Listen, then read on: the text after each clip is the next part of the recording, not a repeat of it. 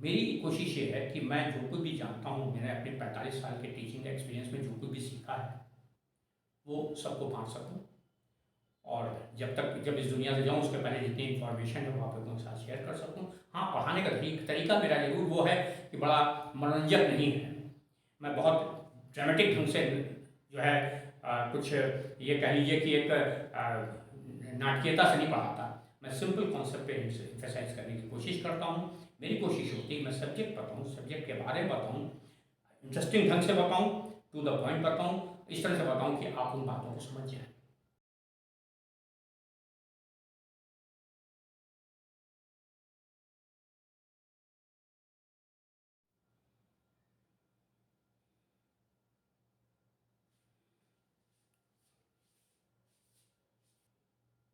आज हम लोग बात करेंगे भूख के बारे में। भूख यानी क्षुधा, जिसे हंगर कहते हैं। समस्त जीवधारी जो इस पृथ्वी पर मौजूद हैं, उन सबको भोजन की आवश्यकता पड़ती है। और ये भोजन वो निश्चित समय अंतराल में लेते रहते हैं। जिस समय शरीर में पोषक तत्वों की कमी हो जाती है या ऊर्जा की कमी हो जाती है, उस समय हमें एक विशेष प्रकार की अनुभूति होती है, जिसे हम भूख कहते हैं या हंगर कहते हैं। Today will discuss the biological process of the hunger. Every living organism on this earth needs food, and that food is being supplemented by oral intake or by any other method, whatsoever the type of the animal is. And whenever the level of the sugar goes down or the energy deficiency is generated in the body, a special type of feeling is generated, and that is called as hunger. And this hunger is being operated or regulated or coordinated by different components of the body, especially the brain and the alimentary canal. ये जो भूख होती है, ये इसकी भूख की जो उद्दीपन होता है, जो भूख की अनुभूति होती है, इसका जो सामंजस्य होता है, जो इसका निर्धारण होता है, वो मस्तिष्क और आहार नाल के कारण होता है। तो पहले हम लोग देखेंगे कि एक्चुअली भूख जो है वो ब्रेन के किस पार्ट से कंट्रोल होती है। हमारे ब्रेन में पार्ट होता है जिसे हम लोग कहते हैं हाइपोथैलेमस, जो कि ब्रेन का वेंट्रल साइड होता है, निचला हिस्सा होता है। और बॉडी के ज़्यादातर जो मेटाबॉलिक इक्विलिब्रियम्स हैं, स्टैंडर्डाइजेशंस जो हैं, वो यहीं से मेंटेन होते हैं। हमें पानी कितना पीना है, हमें खाना कितना खाना है, हमारी बॉडी में प्रोटीन कितनी रहनी है, हमारी बॉडी में टेम्परेचर कितना रहना है, ये सब हाइपोथैलेमस तय करता है। ये हाइपोथैलेमस का जो हिस्सा होता है, इसमें एक हिस्सा होता है जिसे हम आर्कुएट सेंटर कहते हैं, और ये आर्कुएट सेंटर जो होता है ये ब्रेन के वेंट्रल साइड पर मौजूद है। ब्रेन के वेंट्रल साइड पर मौजूद जो आर्कुएट सेंटर है, इस आर्कुएट सेंटर में दो इंपॉर्टेंट न्यूरॉन्स के समूह होते हैं, ग्रुप्स होते हैं। There are two groups of the neurons in the arcuate center of the mid ventral part of the hypothalamus, and out of these one of the part which is called as center of appetite, it is made up of a special type of neurons, and these neurons are called as orexigenic neurons. ये orexigenic polypeptide neurons जो होते हैं या orexigenic neuropeptide neurons जो होते हैं, ये neurons situated होते हैं ये वेंट्रल लेटरल पार्ट में। जो वेंट्रोलेटरल पार्ट होता है हाइपोथैलेमस का, लेटरल लोब का जो हिस्सा होता है, यहाँ पर सिचुएटेड होते हैं ये। और इनके बीच में एक पार्ट होता है जिसे हम कहते हैं मिड वेंट्रल एरिया। ये वेंट्रोमेडियल एरिया होता है ब्रेन का। यहाँ पर एक्चुअली ये जो उभरा निकला हुआ है इसको कहा जाता है ट्यूबर साइनेरियम। ये ट्यूबर साइनेरियम इसको कहा जाता है। इसमें एक कोशिकाओं का समूह प्रेजेंट होता है, न्यूरॉन्स का समूह प्रेजेंट होता है, and that group of the neurons present in the area of the tuber cynarium is called as center of satiety. This center satisfies the feeling of the hunger, or you can say that inhibits the feeling of the hunger. जो हमारी भूख की जो प्रक्रिया होती है, जो हमें भूख लगती है, उस भूख को जब भूख उत्तेजित होती है सेंटर ऑफ एपेटाइट से, बट भूख जो है वो शांत होती है सेंटर ऑफ सैटिस्फैक्शन से। ये सेंटर ऑफ सैटिस्फैक्शन सेंटर में मौजूद होता है ट्यूबर साइनेरियम के रीजन में, जो कि मिड वेंट्रल एरिया है, और इसके लेटरल साइड पे लेटरल लोब के हिस्से में होता है सेंटर ऑफ एपेटाइट, और ये ऑरेक्सीजेनिक न्यूरॉन का बना होता है। तो यहाँ पर ऑरेक्सीजेनिक न्यूरॉन्स होते हैं, और यहाँ पर जो होते हैं सेंटर, ये होते हैं एन और एक्सीजेनिक न्यूरॉन। यहाँ पर जो न्यूरॉन्स होते हैं इनको कहा जाता है एन और एक्सीजेनिक न्यूरॉन्स। ये एन और एक्सीजेनिक न्यूरॉन्स जो होते हैं ये एक्चुअली भूख को शांत करते हैं, या यूँ कह लें कि इनके कारण जो सेंटर ऑफ एपेटाइट है वो काम डाउन हो जाता है, शांत हो जाता है। तो जब ये सेंटर शांत होता है तो भूख खत्म हो जाती है, और जब ये सेंटर उत्तेजित होता है तो भूख लगती है। इस सेंटर को शांत करने का काम जो है वो सेंटर ऑफ सैटाइटी द्वारा किया जाता है। जब सेंटर ऑफ सैटाइटी उत्तेजित होता है तो सेंटर ऑफ हंगर जो है काम डाउन हो जाता है, शांत हो जाता है। Means both of the centre function in opposite to each other. Means when the center of satiety is being activated, then center of appetite is being calmed down. But when the center of appetite is being activated, the center of satiety is calmed down. तो जिस समय ये शांत होगा ये उत्तेजित होगा, जिस समय ये शांत होगा ये उत्तेजित होगा। तो ये बारी बारी करके ऑपरेट करते हैं। तो या तो हमें भूख लगती है या नहीं लगती है। हमने खाना खाया, भूख लगी हुई है तो हमने खाना खाया, जैसे जैसे खाना पेट में गया वैसे वैसे हमारी भूख शांत होती जाती है। तो जैसे जैसे खाना जाता है वैसे ये सेंटर इंड्यूस होता जाता है और ये काम डाउन होता जाता है और भूख की प्रोसेस खत्म होती जाती है। तो ये जो पूरी प्रोसेस हुई इसमें अगर हम देखें तो एक कंपोनेंट तो हो गया जो कि ब्रेन का हिस्सा है, और ब्रेन में आर्कुएट न्यूक्लियस का जो पार्ट होता है जो कि हाइपोथैलेमिक रीजन में प्रेजेंट होता है। इसमें लेटरल हाइपोथैलेमिक लोब्स में होता है सेंटर ऑफ एपेटाइट, और मिड वेंट्रल साइड पर होता है सेंटर ऑफ सैटिस्फैक्शन। ये जो इसका जो संबंध है वो वैगस नर्व के द्वारा, जो हमारी 10th क्रेनियल नर्व होती है उसके द्वारा आहार नाल के साथ भी होता है। तो आहार नाल की दीवारें जो होती हैं जब स्टमक खाली होता है, जब आपको भूख लगी हुई होती है, तो यहाँ पर एक खास तरीके का केमिकल निकलता है इंटेस्टाइन की वॉल से, और वो इंटेस्टाइन की वॉल से निकलने वाला केमिकल जो है ग्रेलिन कहलाता है। ग्रेलिन जो है ये एक्चुअली निकलता कहाँ से, गैस्ट्रिक ग्लूकोसा से और other part of the gut से। गट के डिफरेंट पार्ट, एलिमेंट्री कैनाल के डिफरेंट कंपोनेंट जो हैं स्टमक के आसपास के क्षेत्र, वहाँ से निकलेगा ग्रेलिन। और ये ग्रेलिन जो है ये एक्चुअली सेंटर ऑफ एपेटाइट को इंड्यूस कर देता है। तो this ghrelin is capable of inducing the centre of apatite. On other hand इसके कंट्री क्या होता है कि जब कभी भी हमारा पेट भरा हुआ होता है, when the sufficient quantity of the food is there in the alimentary canal, or the sugar level is quite sufficient in the body, or energy deficient conditions are not there, in that condition a special type of the chemical will be secreted from the fat bodies of the body, and these fat bodies or adipose tissue secretes a chemical which is named as leptin, and this leptin is capable of inhibiting the center of appetite. जब leptin निकलेगा तो ये centre calm down हो जाएगा, और जब ghrelin निकलेगा तो ये सेंटर जो है वो एक्टिवेट हो जाएगा। तो ग्रेलिन इसको भूख को बढ़ाता है और लेप्टिन जो है वो भूख को शांत करता है। Now what is actually hunger is, hunger जो है it is an involuntary intrinsic desire of the body. भूख जो होती है ये एक आंतरिक इच्छा है, अनैच्छिक इच्छा है। आप अपनी मर्जी से आपकी भूख नहीं लगती, वो जो मर्जी से भूख लगती है उसकी बात में हम लोग बाद में बात करेंगे। अभी सामान्य रूप में क्या होता है, जब आपका पेट खाली होता है, जब आपके ब्लड शुगर लेवल कम हो जाते हैं, जब आपका बॉडी टेम्परेचर डाउन होता है, उस कंडीशन में आपको एक फीलिंग स्पेशल टाइप की होती है जिसे हम कहते हैं हंगर पैंग्स। ये हंगर पैंग्स इंड्यूस कहाँ से होती हैं, ये होती है सेंटर ऑफ एपेटाइट के एक्टिवेट होने की वजह से, और ये स्टमक की वॉल में एक खास तरीके की मरोड़ होती है जिसको आप कहते हैं पेट में चूहे कूद रहे हैं, मरोड़ हो रही भूख की वजह से। तो वो जो सिम्टम्स होते हैं वो जनरेट होते हैं, इनको हंगर पैंग्स कहा जाता है। इसमें पेट में क्रैम्प्स होंगे स्पेशल टाइप के जो कि हंगर पैंग्स होते हैं। इसके अलावा नौजिया की फीलिंग हो सकती है, वीकनेस की फीलिंग हो सकती है, हेडेक हो सकता है अगर आप हंगर की कंडीशन में हैं। तो ये सारे सिम्टम्स जो होते हैं ये हंगर से रिलेटेड होते हैं, और ये जब सिम्टम्स जनरेट होते हैं तो आपको भूख की फीलिंग होती है। तो ये आपकी इच्छा से नहीं है, ये शरीर की आवश्यकता से है। और जब शरीर की आवश्यकता है, ऐसी स्थिति में क्या होता है, जब आपके शरीर को भोजन की आवश्यकता है तो ऐसी स्थिति में आपका जो ये एक अनैच्छिक क्रिया है और ये आंतरिक क्रिया है, तो इसीलिए हम लोग कहते हैं कि तो hunger is an involuntary intrinsic desire to take the food.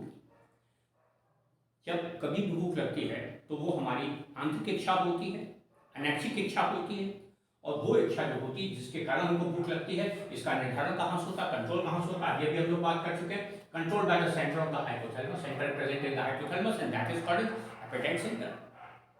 तो हमारे ब्रेन में न्यूरॉन्स का एक समूह होता है जिसे हम आर्कुएट सेंटर कहते हैं, जो हाइपोथैलेमिक रीजन में है और वेंट्रल रीजन में है। इसमें से जो एपेटाइट सेंटर है उसके कारण फीलिंग ऑफ हंगर इंड्यूस हुई है। सेंटर ऑफ एपेटाइट बना हुआ होता ऑक्सीजन न्यूरॉन से, और ऑक्सीजन न्यूरॉन सिचुएटेड कहाँ है, ये वेंट्रल साइड पे हाइपोथैलेमस के पोर्शन में मौजूद है, जिसकी वजह से भूख की फीलिंग हुई। अब क्या हुआ, जब भूख शांत होनी है तो उस समय जो दूसरा सेंटर होता है जो कि एक्चुअली मिड वेंट्रल साइड पर प्रेजेंट होता है ब्रेन के, और मिड वेंट्रल एरिया में एक कोशिकाओं का समूह होता है जिसे हम कहते हैं एन और oxygenic neurons. And these N-oxygenic neurons are responsible for inducing the center of satiety and they calm down, they inhibit the center of hunger. तो इसकी वजह से क्या होता है कि जो सेंटर ऑफ सैटिस्फैक्टी होता है ये सेंटर ऑफ हंगर को इनहिबिट कर देता है। तो जब ये इनहिबिट होगा तो आपकी भूख शांत हो जाएगी, जब ये इंड्यूस होगा तो ये हिस्सा शांत रहेगा। तो जिस समय या तो आपको भूख लगेगी या भूख नहीं लगेगी ना। Why the hunger is there, hunger के कारण क्या होते हैं, तो hunger is aroused by the physical requirement of the body, शरीर की जैविक आवश्यकता इसलिए हुआ, या फिर कैलोरिक नीड हो सकती है, there may be deficiency of the calories in the body. आपके बॉडी में जो रिजर्व फूड था वो काफ़ी खर्चा हो गया, अब आपकी बॉडी को कैलोरी डिमांड है और उसके लिए वो आपकी बॉडी जो है वो हंगर की फीलिंग करेगी। और देयर में physiological interaction of the hormones, hormones हमारी बॉडी में बहुत तरीके के होते हैं और उन हार्मोन्स में से कुछ हार्मोन ऐसे होते हैं जो कि हाइपरग्लाइसेमिक होते हैं, कुछ ऐसे होते हैं जो हाइपोग्लाइसेमिक हार्मोन होते हैं। कुछ हार्मोन हाइपोग्लाइसेमिक होते हैं, कुछ हार्मोन हाइपरग्लाइसेमिक होते हैं। तो जो हाइपरग्लाइसेमिक हार्मोन होते हैं उनकी वजह से क्या होगा, भूख शांत हो जाएगी, अभी हम लोग आगे बात करेंगे। और जो हाइपोग्लाइसेमिक हार्मोन होते हैं इनकी वजह से भूख उत्तेजित होती है, इनके कारण भूख लगती है। तो होगा क्या कि इंटरेक्शन का हार्मोन्स हो या हार्मोन लाइक सब्सटेंसेस हो या सर्टेन केमिकल्स या मेडिसिन हो सकती हैं बहुत सारी जो भूख को उत्तेजित करें। तो हंगर इंड्यूस किससे होगी, ये बॉडी की आवश्यकता से, फिजिकल रिक्वायरमेंट हो सकती है, कैलोरिक रिक्वायरमेंट हो सकती है, हार्मोनल इंटरेक्शन हो सकता है, या फिर ग्लूकोज लाइक सब्सटेंसेस हो सकते हैं जिनकी डेफिशिएंसी हो गई है, यानी हाइपोग्लाइसीमिया की कंडीशन जनरेट हो गई हो। तो जब हाइपोग्लाइसीमिया होता है या तो हाइपोग्लाइसीमिया हो या बॉडी टेम्परेचर घट गया हो, इन दोनों कंडीशंस में क्या होता है कि सेंटर ऑफ एपेटाइट जो होता है ये इंड्यूस हो जाता है। आपकी बॉडी में कैलोरी रिक्वायरमेंट है, आप थक गए, बहुत ज़्यादा मेहनत कर ली, सारा रिजर्व फूड खर्चा हो गया, आपको भूख लग गई, या आप जो है आपकी बॉडी में शुगर लेवल फॉल कर गया जिसकी वजह से भी आपको भूख लग सकती है। There may be one more cause, that is the falling temperature of the body. शरीर में तापक्रम कम होने पर भूख लगती है, यानी कि जब आप बहुत तेज धूप से निकल के आइए, कहीं से गर्मी से आ रहे हों और घर पहुँचे और घर में मम्मी पापा ने पूछा भाई खाना खाना है, घर वालों ने पूछा खाना खाना है, उस स्थिति में आपने मना कर दिया कि नहीं अभी नहीं, भूख नहीं लगी हुई है। थोड़ी देर बाद आप बैठे, आपकी बॉडी कूल डाउन हुई, शरीर ठंडा हुआ, जब शरीर ठंडा हुआ तो उसके बाद क्या हुआ, ब्रेन भी ठंडा हुआ, जब ब्रेन ठंडा हुआ तो हाइपोथैलेमिक सेंटर में यहाँ पर सेंटर ऑफ एपेटाइट इंड्यूस हो गया, इस वजह से आपको फीलिंग ऑफ हंगर जनरेट हो गई। जब फीलिंग ऑफ हंगर जनरेट हुई तो आपने खाने की डिमांड करी। सो दैट्स व्हाई यहाँ पर हाइपोग्लाइसीमिया हो, शुगर लेवल कम हो, या फिर लो बॉडी टेम्परेचर हो, या बॉडी की फिजिकल या फिजियोलॉजिकल रिक्वायरमेंट हो, उस कंडीशन में आपको भूख लगती है। तो ये इंड्यूस किससे होती है, जो हंगर हमारी है वो इंड्यूस होती है लो कैलोरिक वैल्यू, हार्मोनल इंटरेक्शन, लो बॉडी टेम्परेचर, हाइपोग्लाइसीमिया, ये फैक्टर ऐसे होते हैं जो शुगर भूख को इंड्यूस कर देते हैं। नाउ एक चीज अभी थोड़ी देर पहले बात आई थी कि हमने कहा था कि भूख लगना जो होती है अनैच्छिक क्रिया होती है, पर आप कहेंगे नहीं साहब ऐसा तो नहीं होता, कभी कभी हम कोई चीज़ देखते हैं और बस खा लेते हैं, भूख अच्छा लगता है खा लेते हैं, वो हंगर नहीं होती, that is appetite. Appetite is something different from the hunger. Hunger is an involuntary reaction and it is intrinsic reaction. Hunger जो होती है आंतरिक इच्छा होती है, अनैच्छिक क्रिया होती है, परंतु उसके कंट्री जो एपेटाइट होती है ये साइकोलॉजिकल होती है, कंडीशन रिफ्लेक्स होता है।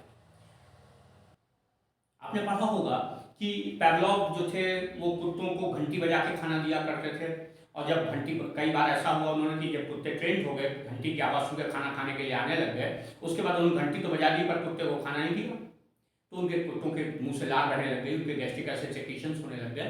तो ये जो एक्सपेरिमेंट हुआ था इसमें क्या था, कंडीशन रिफ्लेक्शन, ट्रेनिंग की बात थी, ट्रेनिंग लर्निंग के बाद वो आदत डेवलप हो गई थी कि भूख की इच्छा जनरेट हो जाती थी। अब हम लोगों में क्या होता है, या बहुत से जो एनिमल डोमेस्टिकेटेड होते हैं, वाइल्ड एनिमल्स में चीज़ नहीं होती। वाइल्ड एनिमल या तो भूख लगी होगी तो खाएगा, भूख नहीं लगी तो खाना नहीं खाएगा। बट डोमेस्टिकेटेड एनिमल्स में और मैन में खास तौर से ये चीज़ होती है कि वो कभी कभी अपनी आदतों के कारण, अपने जो खान पान है उसके कारण, या उसको जो कोई चीज़ पसंद है उसकी महक के कारण वो उसमें भूख की इच्छा उत्पन्न हो जाती है। यानी कि what is appetite? Appetite is actually a psychological drive to take food. It is a psychological drive, it is a mental drive, not the intrinsic device.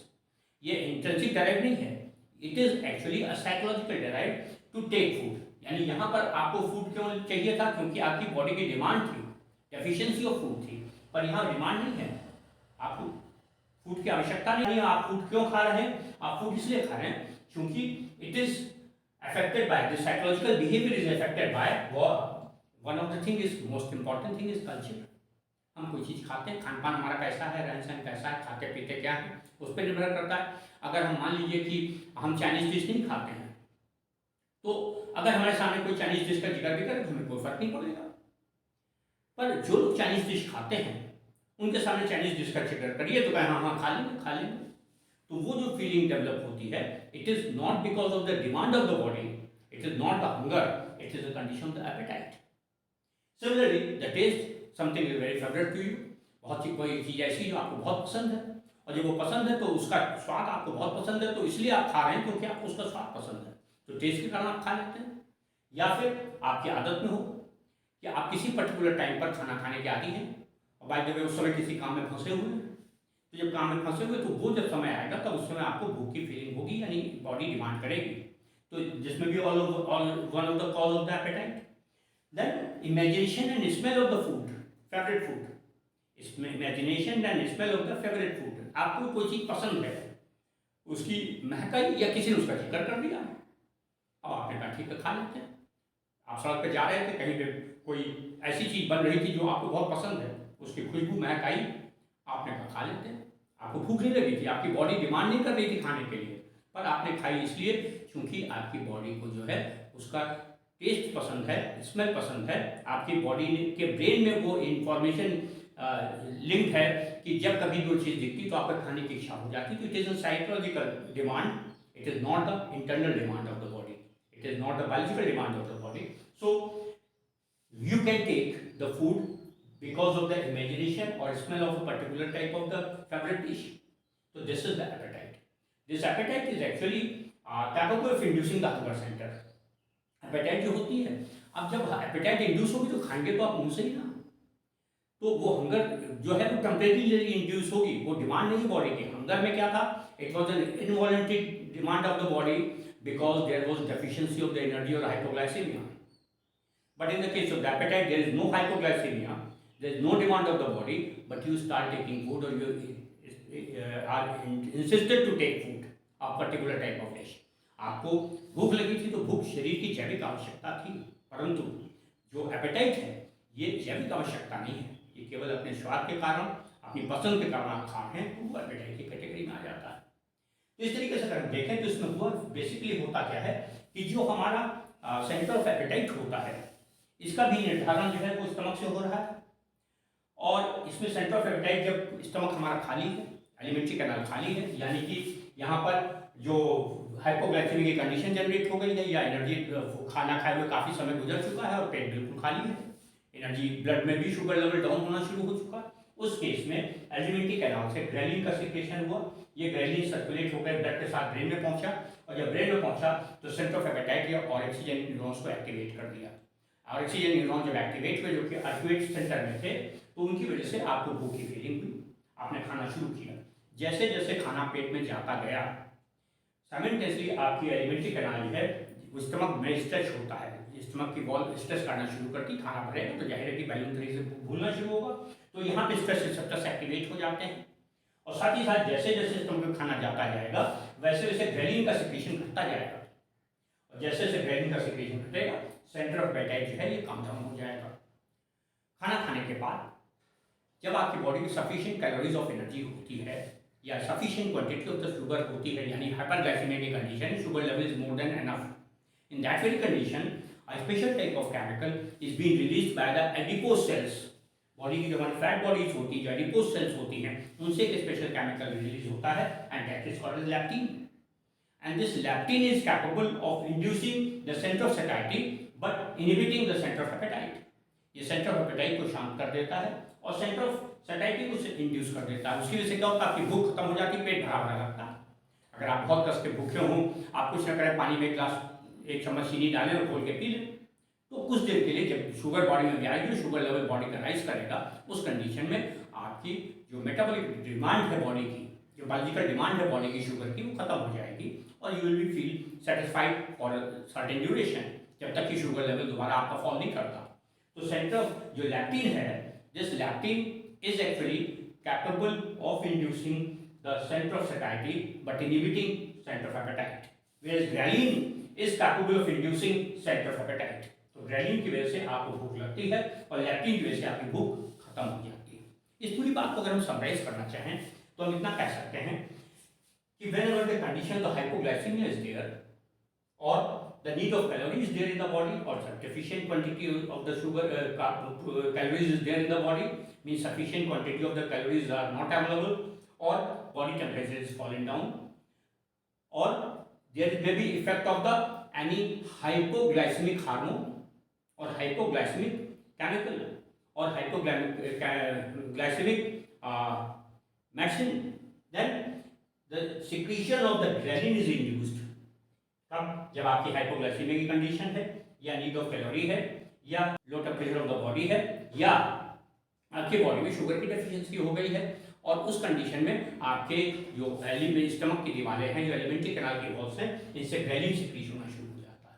तो ये ग्रेलिन सिक्रीट जो होता है, ये करता क्या है, ये ब्रेन में पहुंचता है, और ब्रेन में पहुंचने के बाद ये ऑरेक्सियल न्यूरॉन्स जो होते हैं, जो कि आर्क्यूएट न्यूक्लियस में थे, लेटरल हाइपोथैलेमिक लोब में, उसको इंड्यूस कर देते हैं, और उसकी वजह से आपका हंगर सेंटर इंड्यूस हो जाता है। और जब हंगर सेंटर इंड्यूस होता है तो उस केस में आपको भूख लगती है। यानी भूख लगने के कारण क्या हुए, that is stimulation of the orexial neuron. How it is been stimulated, because of the ghrelin. Ghrelin is secreted because the hypoglycaemia और the low demand of the body of the energy. So that's why ये orexial neuron के activate होने पे आपको भूख की feeling हुई। और उधर साथ ही साथ क्या होता है, अभी हम लोगों ने बात की थी appetite, which is the psychological factor. This psychological factor में also induce the feeling of the hunger. ये भूख लगी नहीं है, बायोलॉजिकल डिमांड नहीं है, पर चूंकि आपकी बॉडी में जो स्टिमुलस जनरेट हुआ है, साइकोलॉजिकल स्टिमुलस जनरेट हुआ है, एपेटाइट सेंटर एक्टिवेट हो गया उसकी वजह से। और जब एपेटाइट सेंटर एक्टिवेट हो गया तो आपको खाने की इच्छा कर गई, बिना भूख के खाने की इच्छा कर गई। अब खाना खा के भरपेट खड़े थे और किसी ने आपकी मनपसंद डिश आपको ऑफर करी, और वो डिश आपकी कमजोरी आपको बहुत पसंद है, आपने कहा ठीक है भाई खा लेते हैं। तो वो जो खा लेते हैं वाली कंडीशन हुई, उसके कारण आपका सेंटर ऑफ एपेटाइट एक्टिवेट हुआ, पर it is because of the stimulation of the apatite centre. It is and psychological demand, it is and mental demand, it is not the biological demand. On other hand, if we see how the feeling of hunger is being inhibited, if the you have taken the sufficient quantity of the food, अभी हमने बताया जैसे जैसे food पेट में पहुंचेगा stomach dilate करेगा, और जैसे जैसे स्टमक स्ट्रेच करेगा वैसे वैसे ग्रेलिन सिक्रीशन करता चला जाएगा। तो after taking the food, one of the condition, other is hyperglycaemia, the sub very large quantity of the sugar is there in the blood. हमारी बॉडी में बहुत सारी मात्रा में शुगर मौजूद है, और उस शुगर के ज़्यादा होने के कारण हमें भूख नहीं लग रही। तो हाइपरग्लाइसेमिया की कंडीशन होगी तब भी। और इसके अलावा क्या होता है, अगर बॉडी टेम्परेचर बढ़ा हो तब भी भूख शांत हो जाती है। अगर किसी आदमी को बहुत तेज बुखार चढ़ा होता है, उसको भूख नहीं लगती है, क्योंकि उस कंडीशन में क्या होता है कि जो सेंटर ऑफ सैटिस्फैक्टी है ये इंड्यूस्ड होता है, और centre of apatite cool down हो जाता है। यानी सेंटर ऑफ एपेटाइट ठंडे तापक्रम में जो है वो उत्तेजित होता है, भूख लगती है आपको। अगर जब शरीर गर्म है, बॉडी के कंपोनेंट गर्म है, तो आपकी भूख शांत हो जाती है, पर जब ठंडे हैं, सामान्य है, तो आपकी भूख बढ़ती है। So low temperature induces the feeling of hunger, but high temperature inhibits the feeling of the hunger. Along with that the certain hormones which are capable of causing hyperglycaemia, ऐसे हार्मोन जो शरीर में हाइपरग्लाइसीमिया की condition पैदा कर देते हैं, उनके कारण भी भूख शांत हो जाती है। यानी कि अगर मान लीजिए कि हम बहुत स्ट्रेस में हैं, तो स्ट्रेस की कंडीशन हमारी बॉडी में एड्रेनलिन निकलता है, नॉरएड्रेनलिन निकलता है। एड्रेनलिन और नॉट एड्रेनलिन जो कि एंडल मेडुला से निकलने वाले हार्मोन्स हैं, ये बॉडी में हाइपरग्लाइसीमिया की कंडीशन जनरेट कर देते हैं। तो जब आप बहुत तनाव में होते हैं, जब बहुत परेशान होते हैं, उस कंडीशन में आपकी भूख शांत हो जाती है। आप किसी से, आपको बहुत गुस्सा चढ़ा हुआ हो, आपकी किसी से लड़ाई हो जाए, आप किसी परेशानी में बहुत ज़्यादा फंसे हुए हों, ऐसी स्थिति में आपको भूख नहीं लगती। क्यों? क्योंकि हाइपरग्लाइसीमिक हार्मोन सिक्रीट होकर के बॉडी में हाइपरग्लाइसीमिया कर देते हैं, शुगर लेवल बढ़ा देते हैं, तो हंगर कम डाउन हो जाती है। ये एक नेचुरल डिफेंस मैकेनिज्म भी, उसके बारे में फिर कभी बात करेंगे कि अगर ये ना होता, हाइपर एड्रेनलिन सिक्रेशन से हाइपरग्लाइसीमिया ना होता तो क्या होता। जंगल में कोई जानवर भाग रहा है, पीछे से शेर उस पर दौड़ रहा है, अगर उस एनिमल की बॉडी में रास्ते में शुगर खत्म हो जाए तो वो अपने को डिफेंड नहीं कर पाएगा। पर लगातार वो स्ट्रेस में होता है, स्ट्रेस में जब भाग रहा है तो हाइपरग्लाइसीमिया हो जाता है, शुगर लेवल इतना बढ़ जाता है कि उसको दौड़ते समय मदद मिलती है भागने में, तो उसकी एनर्जी रिक्वायरमेंट पूरी होती है। जब हम स्ट्रेस में होते हैं, जब हम फाइट और फियर की कंडीशन में होते हैं, उस समय हमको लगातार एनर्जी चाहिए, इसलिए हाइपरग्लाइसेमिक हार्मोन्स हमारी बॉडी के शुगर लेवल को बढ़ा देते हैं। और जब शुगर लेवल बढ़ती है तो हंगर जो होती है वो काम डाउन हो जाती है। तो जब शुगर लेवल बढ़ा होता है तो हमारी बॉडी में जो है वो लैक्टिन सीक्रेट होता है। कहाँ से निकलता है? एडिपोज टिश्यूज और एडिपोज सेल से। तो एडिपोज सेल्स और एडिपोज टिश्यूज निकलने वाला लैक्टिन जो होता है, ये क्या करता है? ये inhibition of the hunger centre कर देता है, यानी कि भूख हमारी शांत किससे होती है? लैक्टिन के कारण। भूख रिड्यूस किसके कारण होती है? ग्रेलिन के कारण। ये बेसिक कॉन्सेप्ट हुआ हमारा हंगर के बारे में। तो आज जो बात हम लोगों ने डिस्कस की this regarding hunger, and next time हम लोग बात करेंगे regarding phases of the gastric juices secretion or the enzymatic secretion of the digestive enzymes or secretion of the digestive enzymes through the alimentary canal. This has been secreted in different phases, उसके बारे में हम लोग बात करेंगे। और एक बात इम्पॉर्टेंट ये कहनी थी कि ये जो मेरे वीडियोस हैं ये केवल 10+2 के बच्चों के लिए नहीं है, नीट के बच्चों के लिए नहीं है। ये वो भी बच्चे जो कि पढ़ रहे हैं, डिफरेंट कॉम्पिटिटिव एग्जाम्स की तैयारी कर रहे हैं, चाहे आप सिविल सर्विस की तैयारी कर रहे हो, चाहे आप जो है वो टीजीटी पीजीटी वगैरह की तैयारी कर रहे हो, टीटी वगैरह की तैयारी कर रहे हैं, नेट की तैयारी कर रहे हो। ऐसी कंडीशन में भी क्या होता है कि आपको बेसिक बायोलॉजिकल इन्फॉर्मेशन चाहिए होती है। और ये बेसिक बायोलॉजिकल इन्फॉर्मेशन कभी कभी जो हाई लेवल की बुक्स होती हैं उनमें इतने कॉम्प्लिकेटेड ढंग से एक्सप्लेन की गई होती है या इतने ज़्यादा डिटेल में एक्सप्लेन की गई होती है कि आप बेसिक समझ नहीं पाते। तो it will help you in understanding the concept if you are going to appear in different competitive exams where biology is required or biology is being asked, जहाँ भी बायोलॉजी पूछी जाती है, बायोलॉजी से रिलेटेड या मेडिकल साइंसेज बायोलॉजिकल साइंस से related question पूछे जाते हैं, वहाँ पर ये काम आएगा। तो चाहे आप different competitive exam civil services वगैरह की तैयारी कर रहे हो या टीजीटी है, पीजीटी है, टीईटी है वगैरह जो डिफरेंट कॉम्पिटिटिव एग्जाम्स होते हैं उनकी तैयारी कर रहे हो, इसके अलावा नीट कर रहे हैं तब तो काम आएंगे ही। आप 10+2 में पढ़ते हैं और सामान्य से थोड़ा सा आप ऊंचे स्तर के विद्यार्थी हैं, देन वहाँ भी आपको ये काम आएंगे। तो my purpose is only to communicate my knowledge with you all, और आप इनको पढ़ें सीखें। और एक बात मुझे और जो इम्पोर्टेंट मैं कहना चाहता था काफ़ी दिनों से, वो ये कि मैं देख रहा हूँ मेरे वीडियोज़ लोग देखते तो बहुत हैं पर ना तो उनको सब्सक्राइब कर रहे हैं, ना शेयर कर रहे हैं, और ना ही उन पर कोई कमेंट करते हैं। मेरी कोशिश ये है कि मैं आपको जो बायोलॉजी के डिफरेंट कॉम्प्लेक्स कॉन्सेप्ट हैं उनको सिंपल फॉर्म में एक्सप्लेन कर सकूँ। अगर आपको लगता है कि इन वीडियोस से आपको सीख पा रहे हैं तो आप फिर इन वीडियोस को सब्सक्राइब भी करें ताकि आने वाले वीडियोस आपको मिलते रहें, और आप इनको शेयर भी करें, उन लोगों के साथ शेयर करें जो बच्चे डिफरेंट तैयारी कर रहे हैं, उनको मदद चाहिए, पढ़ना है, उनके काम आ जाएंगे। और साथ साथ अगर आपको कोई सजेशन है तो आप कमेंट करें, हमको बताएं कमेंट करके। और अगर आपको अच्छे लगे हैं तब भी आप कमेंट करें तो पता तो लगे कि हाँ भाई अच्छे लग रहे हैं, समझ में आ रही बात कि नहीं आ रही, मेरी जो मैं कोशिश कर रहा हूँ कम्युनिकेट हो रही कि नहीं हो रही है। और अगर आप इन वीडियोस को देखते हैं फिर आपके दिमाग में कोई सवाल आता है या कोई क्वेरी है, तो जो मेरे वीडियोस के डिस्क्रिप्शन वाले हिस्से में मेरे फ़ोन नंबर या कॉन्टैक्ट नंबर्स होते हैं, व्हाट्सएप नंबर भी होता है और कॉल नंबर भी होता है। आप उन नंबर पे कॉल करके आप जो भी क्वेरी है वो पूछ सकते हैं। किसी भी चीज़ के लिए जब कोई धनराशि का भुगतान आपको करना ही नहीं है, it is all for all needy students.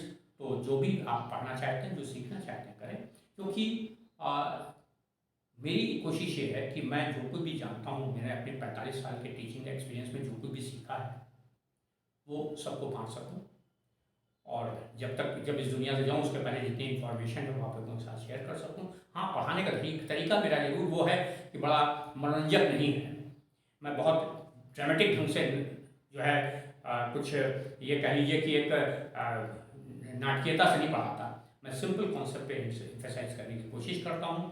मेरी कोशिश होती है मैं सब्जेक्ट बताऊँ, सब्जेक्ट के बारे में बताऊँ, इंटरेस्टिंग ढंग से बताऊँ, टू द पॉइंट बताऊँ, इस तरह से बताऊँ कि आप उन बातों को समझ जाएँ।